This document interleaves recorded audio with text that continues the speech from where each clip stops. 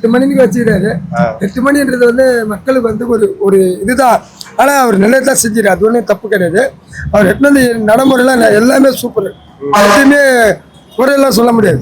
அவர் வந்த உள்ளே ஒரு சிஎம்ன்றது கடமை பக்காவா செய்யறாரு. மக்களுக்காக செய்யணும், மக்களுக்காக உழைக்கணும்ன்ற ஒரு இதுக்கு வந்துக்கிறார். அதை யாருமே எந்த குறையும் சொல்ல முடியாது. எந்த இதுவுமே எந்த மக்களும் சொல்ல மாட்டாங்க.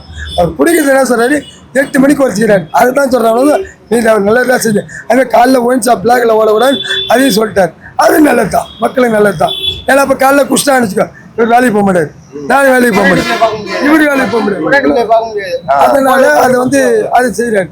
ஆனா இன்னொரு 2 நாள் கற்றுக்கு சொல்லிட்டாரு, ஏப்பா நான் விரைவில் உங்களுக்கு 2000 கொடுக்குறேன், எனக்கு இப்போ கால அவசரம் தான் சொல்லிக்கிறாரு. அது கரெக்டான பதில் தான். ஏன்னா வந்தவொடனே உடனே செய்ய முடியாது.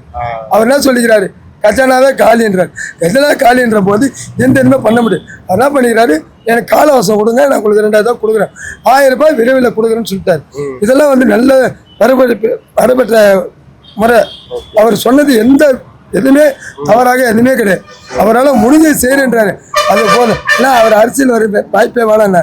அந்த ஆள் மனுஷன் உட்காந்தே சாப்பிடலாம், அவ்வளோ பணம் இருக்குது, அவ்வளோ இது இருக்குது. அவர் சினிமா துறையில் எது எதுவுமே அவருக்கு இல்லை.